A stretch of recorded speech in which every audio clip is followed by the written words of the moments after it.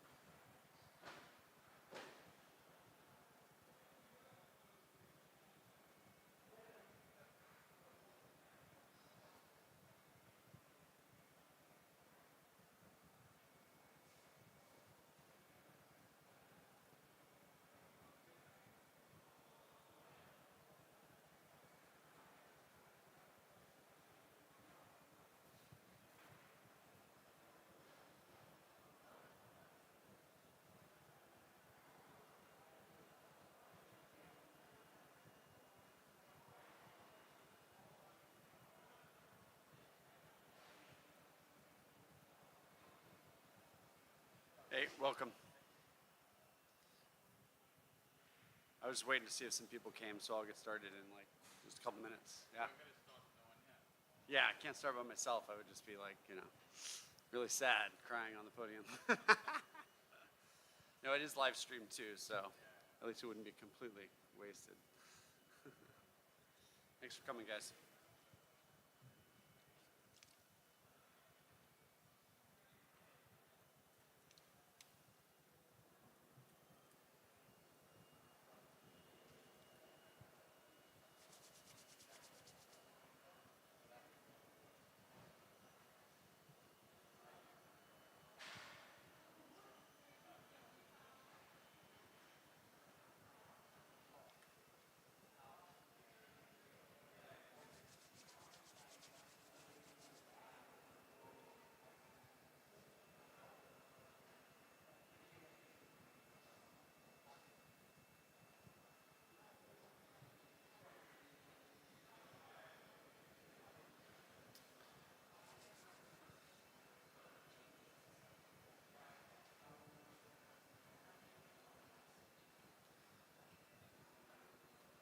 All right, I think we can get started. Thank you. And I also work with the BuildGuidl, supporting Scaffold ETH, teaching developers how to build on Ethereum.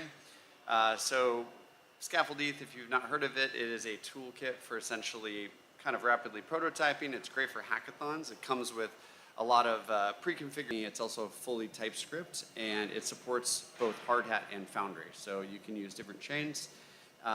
There is some really good documentation on the website. So if you go to the docs, we're actually going to be going through that today and showing off some of the features. But there's a lot of information about, we have some built-in components, which we'll talk about. We also have the hooks and the ability to read and write from a smart contract here as well. And then we also have some like recipes along with you know, how to ship your dApp above and beyond the normal scope. And one of those extensions that's really cool is the subgraph extension, which is to be able to do a graph subgraph. So that's particularly useful as well. So anyways, let's kind of get started. We're going to kind of use those docs as we go through. But what I want to do is just start scaffolding out an application. We're going to do, we don't have slides or anything like that. We're just going to actually do some real-time coding. So when you want to install Scaffold ETH, you can do it two ways. You can either clone the repository or you can use NPX. I highly recommend using NPX. It says beta, but it's not really beta. So we can just copy that over here and just bring up our terminal. So we're going to use a couple windows to work with Scaffold ETH, actually a few windows. So you started, let's paste in this command, hit enter. It's going to ask you if you want to install the package. If you've never ran this command before, just go ahead and do that, say yes. And then it's going to give you this kind of like choose your own adventure to get started building a dApp. So we will do this, we will call it Bangkok app, something like that. And it's going to ask us what chain we want to use. So I particularly like Hardhat. If you're doing a lot of testing and you want to use Solidity, Foundry is good for that. If you're worried about performance, Foundry is also a little faster. Hardhat, you're going to be writing all of your tests and deployment scripts pretty much in TypeScript. So if you're familiar with TypeScript, Hardhat's the better option. Otherwise, you can also not use a chain at all if you want to just kind of connect directly to some SDKs as well. But we're just going to choose Hardhat, go out and set that up. So depending on your internet connection, this might take a little while. So in the meantime, let's kind of just split up our screen here. So again, we are going to use a few screens. So I'm just going to kind of split it open here. The one on the left, top left, that's installing all the packages, we'll use to run our chain. The one on the top right, we're going to use to basically run our front end. And then this one down here on the bottom, we're going to use to do all of our deploys and kind of like manage our terminal, right? So we'll give that 1 second to kind of get going. Actually, it looks like it might finish soon here, but yeah. So let's just open up the mentioned Scaffold ETH is this mono repo. So it has two packages. It has your chain and it has your front end. So here for the chain, we chose Hardhat. So it's got a Hardhat directory, and then inside of that directory is a contracts folder as well as the deploy script that holds the deploys. So if you click on your contract, it's going to give you a very basic contract that comes with Scaffold ETH. It's kind of like a hello world contract. It's called the greeter, or we call it your contract, but it's really a greeting contract that allows you to set a greeting and you can change it. It's also got some like basic functionality like hard hat console. It's also got the ability to change a string over a function. So we'll show that here in a second. It's got an event logic, but for the most part, it's a very basic contract. It's nothing fancy. And so after all the packages are installed, the internet connection is going to be a little slow right now, but yeah, basically it's just this kind of greeter contract. It's also got this kind of owner pattern as well. Like we have a modifier here. Modifiers are used to essentially like set some rules on if a function is the owner of the contract essentially. So it's kind of like an access control contract. And we set that up when we deploy the contract here inside this constructor. So we're going to gut this contract in a sec, and actually, yeah. Well, but first, let me show it off a little bit. So it's actually here is the hard hat directory. There's also a test folder. Again, it's a TypeScript test system. So there's already a test for the contract that comes. Good to know that it's there. And then Next.js folder is where the front end is. So we go to there. We click on app, and it uses app router. So it's very convenient. You can create a new folder, put in a new page.tsx file, and you'll have a new path. And then you can update the header component or, the header component here to basically have that path really quickly. And then you'll have a menu as well. So it's really, really convenient. But if we go into this app folder, we have this kind of like main page. Again, it's all TypeScript. It's all syntax red right now because it's still installing all the packages and it hasn't, there's some missing dependencies, so that's why. Yeah. You know what I might do is actually use a different one because it looks like it's not gonna. If it does do this for you, you can do this and do a yarn. So go into the directory and just do a yarn install. Should install the dependencies. Let's see if that works. So it might have gotten like hung up or something like that. That's very, very slow. That's the problem with these hackathons. There's too many people trying to okay, well, you know what I'm going to do is I have another one here that's called testing that I set up earlier. So I'm just going to reset this repository. Hard head. Okay, this one's good. This one should be good to go. It's the same thing. It would have just prompted a thing that says, hey, what do you want to do next? Do you want to install go into the folder and then start up the front end? And basically that's what we're going to do. So we're going to we would have gone into the folder. We'll do yarn chain. So that's going to spin up our blockchain, right? So no matter which chain we chose, yarn start. So that's going to spin up our front end on port 3000, right? And then in this one down here below, we're going to do a yarn deploy. So what that's going to do is going to take that contract that came with Scaffold ETH and deploy it. It's going to run essentially the deploy script, which we're going to look at here in a little bit. But in the case of Hard Hat, it's a TypeScript file that deploys the contract. Tells you how much gas that it took, and it tells you the address and the transaction hash. And then you can see we drew some output in the deploy script as well. And yeah, everything's good. We have the front end up, our blockchain's working. We get some console logging that we're doing here, so that's really convenient. So let's take a look at Scaffold ETH. So it's on port 3000. So we're gonna go to localhost 3000. And this just might take the connected address with the address right here. And then if we click on debug contracts, that's the real like magic part of Scaffold ETH. When you compile your contract, you write some Solidity code, right? It's a very high level language, and then it gets compiled down into bytecode. And that bytecode is what is deployed onto the blockchain as a transaction. When that happens, you're also generating an API, right? And so it's front end for us. And let us start testing our contract. So we know we have a greeter contract that has this greeting.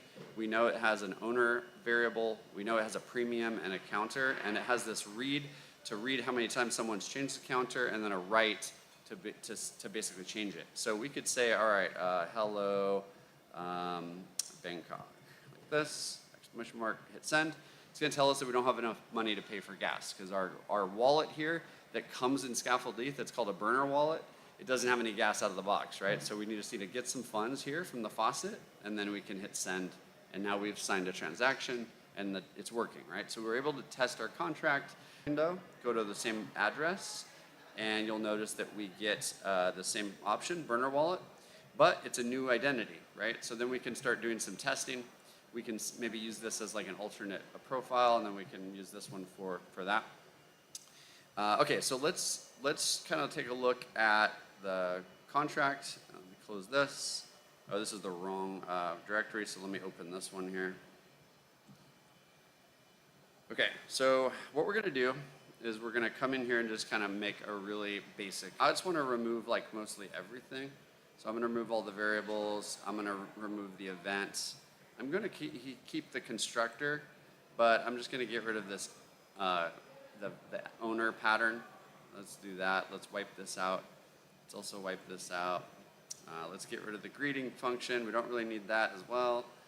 And let's get rid of that emit. So all this stuff. So we're just kind of cleaning it up so it's easy to see. Okay. So we'll do that, and then get rid of all this commenting. Okay.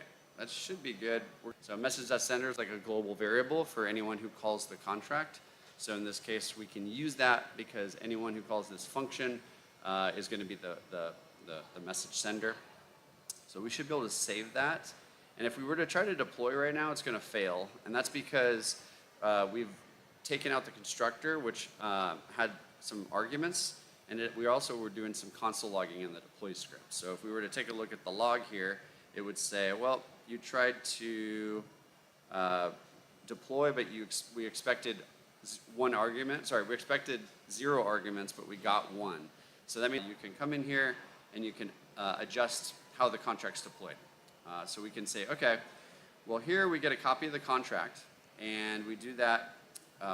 We use the hard hat environment to deploy the contract. So we get a list of all of the addresses that are coming from hard hat, and we use the very first address to deploy it by calling the deployments from hard hat.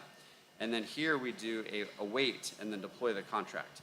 And we use that deployer account, that first private key and public key, to deploy the contract. And here is where we were passing along the argument for the owner. So we just want to get rid of that because that's where the arguments are. So you can put like maybe your token's name in there, or a supply of the token, or whatever might go in there. And then we also are doing this console logging right here.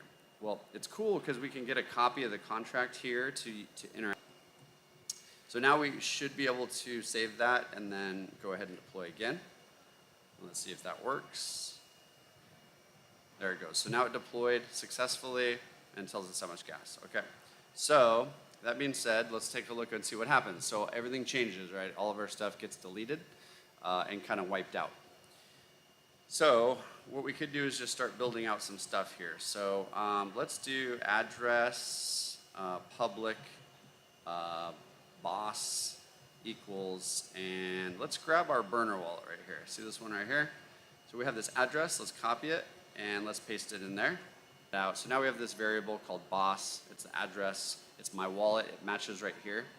So we and it's going to take in an address underscore address, and let's have it do boss equal underscore address. Yeah, I think that should be working. Let's see, what did I do wrong? Oh, public, yeah. So address function, address public. There we go. Let's try that again. Cool, so it's got ENS resolution here. It will resolve that, and then we can hit send. No access account, what is that? I probably messed something up. Let's see, what did I do? Let's take a look at the code. So function, address, function up. Let's try it again. I think something was going on. It was like mid-deployment. The internet connection's a little spotty right now, so it may be messing me up. There we go. We're able to like read a variable. We're able to write a variable. So now, you're probably going to want to do a lot more stuff to the contract. This is not a Solidity workshop. We want to show off the features of Scaffold ETH. So it's really cool. We're able to start kind of doing these things and mess around. And we know where the contract is. We know where our deploy script is. We know how to like update things for the most part. But you probably want to polish your application a lot more. But we're going to go ahead now and start adding some front-end stuff just to kind of show off how you can hook up to your contract. So we're going to kind of close the hard hat folder. I don't think there's anything yet I want to show in there. There is a hard hat config, which is useful. We'll get to that in a sec. But right now, let's talk about Next.js. Okay, so if we go to Next.js and we go to app, and then we go to the page. This hello world page that you see when you first open Scaffold ETH that is on this main page here is right there, right? It's the root. What I like to do is I just come in here and grab everything that's inside of this, right? Save it. And then I just, we might use that connected address, but I get rid of everything that is not highlighted anymore, clean it up a little bit. And then we have this kind of like empty page. It's like a clean slate. So what we can do now is we can say, well, we actually can check what the connected address is, and we can just put it in here like this, right? Connected address. And it's going to display up here. Really ugly, right? No one wants that in their app. It's not going to look good. So Scaffold ETH uses Daisy UI. So we can go to daisyui.com, and what we can do is just add a component. There's a bunch of components here. So grab a card. I like to grab a card because what we're going to do is replace this for right now, and we're going to put it right inside. I'm also going to wrap it in another div, so I'm not a front-end programmer by any means, but let's just kind of try to make it look as pretty as we can.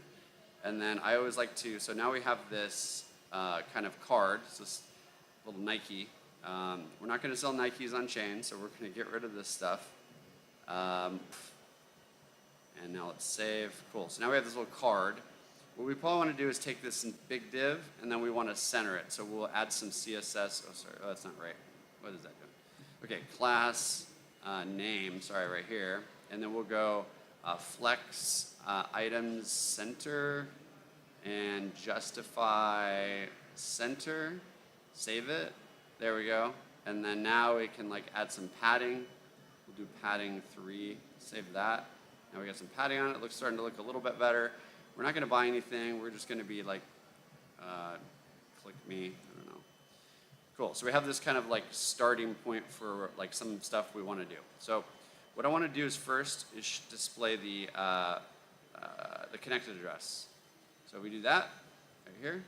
It's going to give us this really ugly thing. So we want to make that prettier. So we're going to go to Scaffold ETH docs, and we're going to go to the address component. And we're going to take a look at that. That's a much cleaner look, right? How do we do that? All we got to do is wrap it in this address component. Address equals like this, and then close it off. Save it. It's going to automatically add the thing here if you're using the VS Code and you have the if you're using it. So now let's take a look at it, and it is right. There we go. It's right here. Something has an error, but I don't know what that is. Okay. So now it's really a lot better looking, right? We have this connected address, and matter of fact, we don't really even need to say connected address here. It's going to look a lot better like this, which is the address.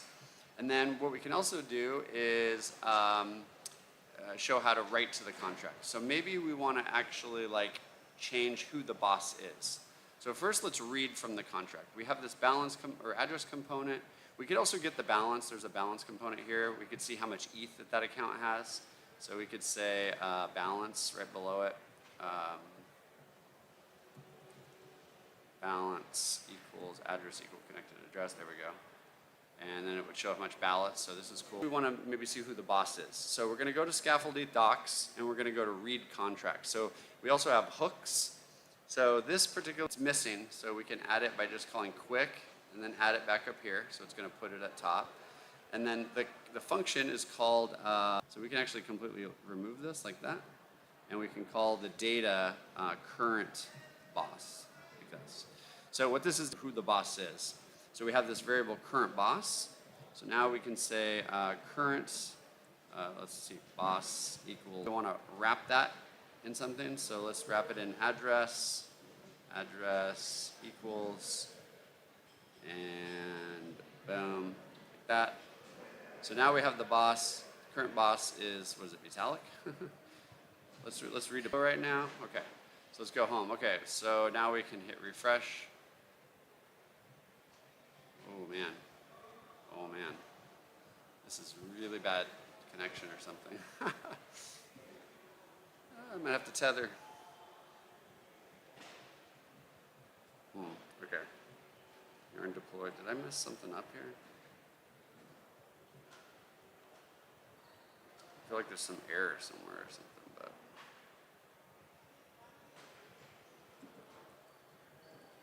Just make sure. I think it's because the hydration failed because the issue does not match with that.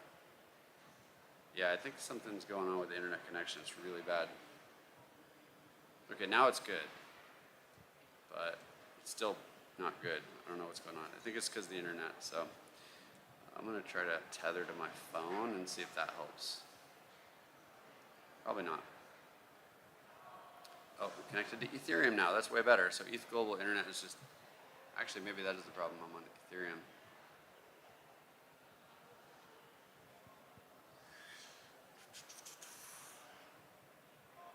Okay.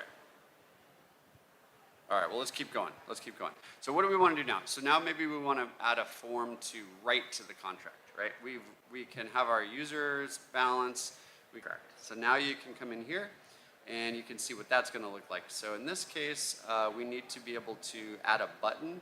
And then we also need to probably add an input for who we want to make the boss to. So first, let's do address input. So we can come over here and show what it looks like. So it's going to be this address input. And let's go to that page. And then what we'll do is put it in here, I guess. Actually, we'll probably put it here. There we go. So we want to call this address input. It's missing, so we got to import it. And then we don't have this set address defined, and we don't have a value defined as well. So what we need to do is use some state. So basically with Scaffold ETH, we want to be able to pass that address. And so in order to do that, we need to send it with state. So we'll grab that. And so I think that's going to go right here. And then we're also going to get an error because the state's not defined, so we can hit quick and then add that import. So now we have state installed. And so now we have the ability now where we can just input here on this line. And there's some kind of weird thing. It's always there. I need to get that fixed. But we have this thing that allows us to input something. So vitalik.eth. So now it's ENS resolution. It resolves. It gets the little PSP. But then the button's not working yet. So we need to fix the button. So the button is right here, use scaffold write contract. In order to do that, we need to interact with our contract. So we're going to call this use scaffold write contract, pass the contract. So we can do that again right below, like this. And we're missing use scaffold write contract, so we can import that like this. So now we have everything we need pretty much. Now we just need to change the button. So this is a full example of a button to update. So we can grab it. It's not going to be the exact or the right stuff in the button, but let's just add it real quick. Okay, so first of all, the function doesn't exist. So we need to call, what is it? What did I call it? Set user boss or something like that. Let's see. Debug contracts, I called it update the boss. So I need to add this update the boss in there. So let's do that. Update the boss. The argument is what's being in state. So it is the address, I think.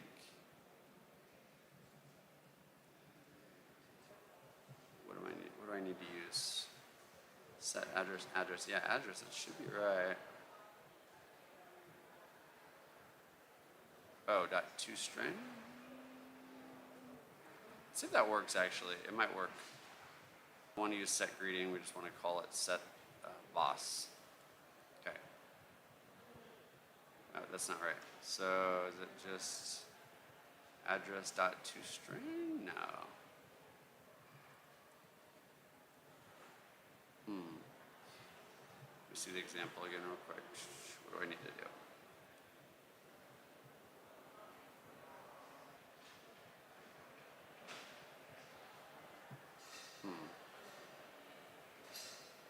So yeah, the function, so we can say, look here, the function calls update the boss. It wants an address.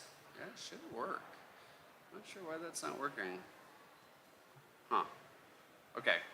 Well, we might have to just keep going just so we can go through the full demo. I'm not sure why that's not working. Let me try it one more time. Let's see. Address.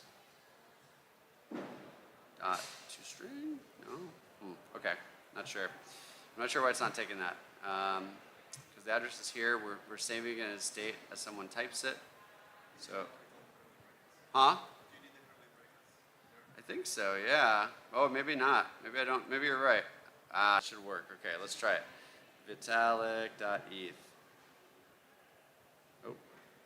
Vitalik.eth. Set boss. There it goes. Boom. Now updated. So thank you. Yeah, that worked. Sorry, I've been working all day, and this is like my third workshop today. So okay, cool. It's working. Now we have this kind of like very basic application, but at least we were able to read keys that come with the hard hat or Foundry because they're all shared keys. So we need to generate a deployer account. So the next thing we're going to do is do a yarn generate. And this is going to generate a private key and public key pair and put it on your machine. If you're using hard hat, it's going to drop it in this env file. If you're using Foundry, I think it puts it in like a pass key. But it creates a wallet address for us. And we also can do yarn accounts, and we can see that wallet address, and we can see how much funds it has. Okay. So what I'm going to do is I'm going to grab this address. Let's see if that works. There we go.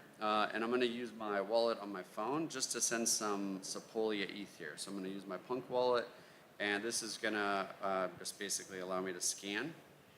So I'll hit scan, allow, boom, and then I will send some Sepolia ETH. I'm going to change it here to ETH and send 0.1, sure. Okay, 0.1 Sepolia ETH. Cool, now let's see if it worked. Now, depending on your setup, depending on when you do this, and what version of Scaffold ETH you're using, the current Scaffold ETH has a little bit of a bug, and it's for some reason it's showing that I have 0 balance. And what I think it is that it's come into the Scaffold config, or sorry, hard hat config, and we need to update the endpoint for with a proper RPC. I think this one's messed up. Something's wrong with it. So what I want to do is actually use Alchemy for right now. So I'm going to grab this string, which is my key, and I'm going to replace it with this RPC endpoint with my API key. So I'm going to save that.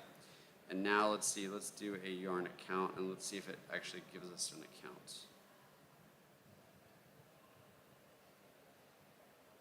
Maybe it didn't go through. ETH 0.1.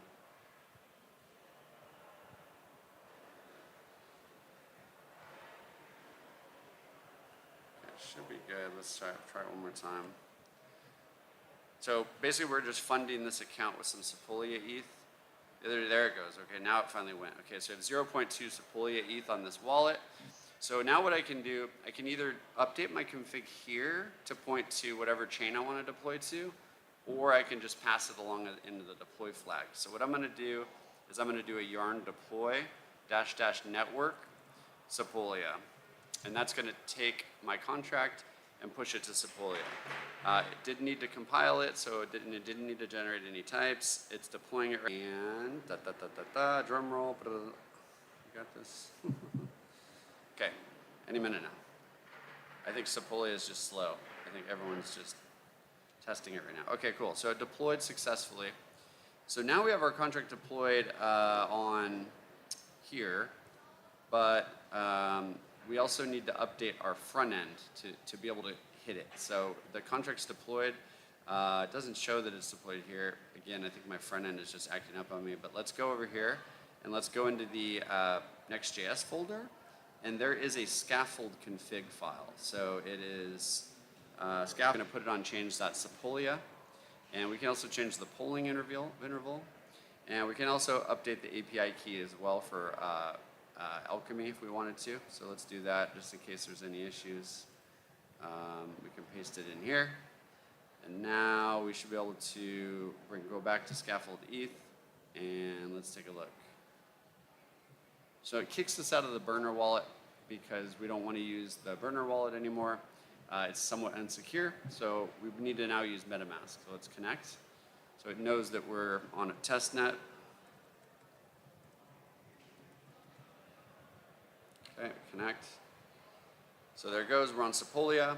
We can see that there's a boss set, which is, I guess that's my burner wallet. Oh, I got a new burner wallet for some reason. Okay, but that's okay.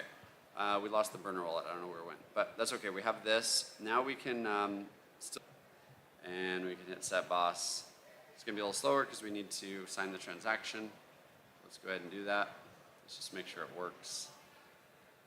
We can see the transaction as well. Cool, that was successful. Now Vitalik's the boss on. Oh, and another thing is you can do yarn verify as well. So you can do yarn verify. So if we look at the contract, if we go here to debug contracts, and click it, it's probably not verified right here because it's just raw, bytecode that they know about. But what we could do is just verify it. So let's do that. So we're going to do yarn verify -- network Sepolia. And that's going to basically make sure that the bytecode matches what the ABI should be. So basically sends that to Etherscan, and then Etherscan verifies that. So that just takes a second, and then it will verify your contract. There it goes, now it's verified. So now if we refresh, we have a verified contract right here, and it's got all the source code. So that's very useful. So now we can deploy our front end. So there's a command for that as well. It's yarn vercel YOLO -- prod. Basically, it's a yarn vercel command, but it ignores build errors. So if there's any build errors, it will ignore those, and then it's using the prod flag so that it'll push it to production. So we do that. And it's going to ask you if you want to, so you'll need to connect to your terminal to vercel. You can, it'll ask you what project, if you have more than one project. Do you want to link it to? You can say no, we can just create a new one. Do you want to link it to an existing project? No. And then we can type it in. So we can do like demo or whatever, demo example. And ask us where the directory is, say enter. So this will basically set up the project for us, and then it's going to ask us if we want to modify any of the settings. We say no. And then it's going to deploy it. So it's going to push it to vercel, and it's going to give us this URL. So we can grab that. And I think I'm using this account, so I need to load it over here. Let's load it up. There it goes. So it's in the middle of building. So this might take a little while, depending on how fast vercel is at the moment. But for the most part, it's good to go. So yeah, so we were able to make a very basic contract using Scaffold ETH, push it out, deploy it out, or to vercel, and do that pretty quickly within, I think it was like 45 minutes, and I had some problems. So it's pretty easy to build an app with Scaffold ETH. And yeah, so I just want to end on a couple notes. So again, if you go to Scaffold ETH, go to the docs, everything you should need is there. If you get stuck, there's a Telegram channel where you can get support. And yeah, that's pretty much it. The extensions, take a look at those, especially if you're like building for a certain bounty. There's like some in here for on-chain kit, so you qualify for base. You have the subgraph extension as well. Plus there's also some native base stuff in there as well in Scaffold ETH. And you can also create your own extension too. So if you are here at the hackathon or at a future hackathon and you want to build an extension for one particular protocol, that's really useful because then you're like kind of building this thing that you can reuse next time you hack. So if you go to scaffoldeth.io and you go all the way down, there's a section here that has all the extensions available. So there's those ones there, but then there's like EIP 712, there's Ponder, ERC20, there is currency conversion, ERC20, quadratic voting, there's a bunch of these. So the Scaffold ETH2 Chainlink extension. So there's lots of ways that you can just use reuse existing stuff. Last thing is, I would say if you're just getting started building on Ethereum, go to speed in building decentralized applications. But more importantly, it's these kind of like challenges that utilize Scaffold ETH. So you'll learn Scaffold ETH a lot as well as you go, because you'll deploy an NFT, then you'll build a staking app, then you'll build a token vendor, and then you'll build a dice game, and you learn about randomness, and then eventually you'll build a DEX. And once you finish with the DEX, you'll actually join the BuildGuidl. And yeah, you're welcome. There's other stuff too, like doing state channels, multi-sig wallets, and then SVG NFTs. So yeah, tons of information there, but I hope that was useful. And yes, we have some time for a question. So I think we might have some questions in the audience. So what kind of question do you have? Yeah. Yeah, I would like to see more about the foundry, because so far I've only checked out tutorials that you use are there, and you've innovated on the scripts of foundry. It's like not common to see so much usability. So I would like to explore more on that. What you think? Yeah, we can take a second to do that. You know, so with the Foundry build, so the question was, you know, you're interested in Foundry and how that works with Scaffold ETH. So basically, yeah, I think if you go to GitHub and you go to Scaffold ETH, I think there might be a Foundry one, but I don't know. It seems like it's old. It's out of date, yeah. So you actually probably just want to use NPX. That's the best way. So we can kind of just do that latest, this.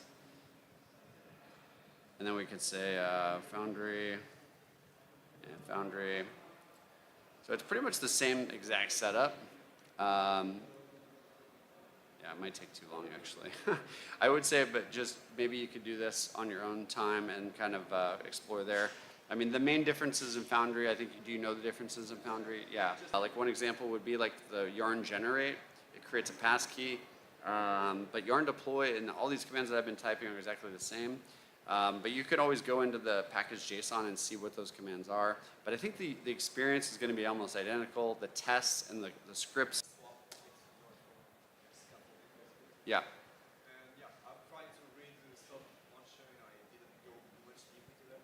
But if you read and update the value, can it be like fast enough? Can you do like, you showed like Scaffold read contracts, can I read like press button and it goes to the next? Yeah. Oh, you mean like you're talking about like adding like an external account or like an external address kind of thing?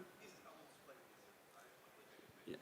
So you show that you can get the balance of Ethereum. Yeah. Like a button saying, oh, max on the input field, Mhm. just copies the value from the Ethereum balance and puts on the input field, then passes on to the argument.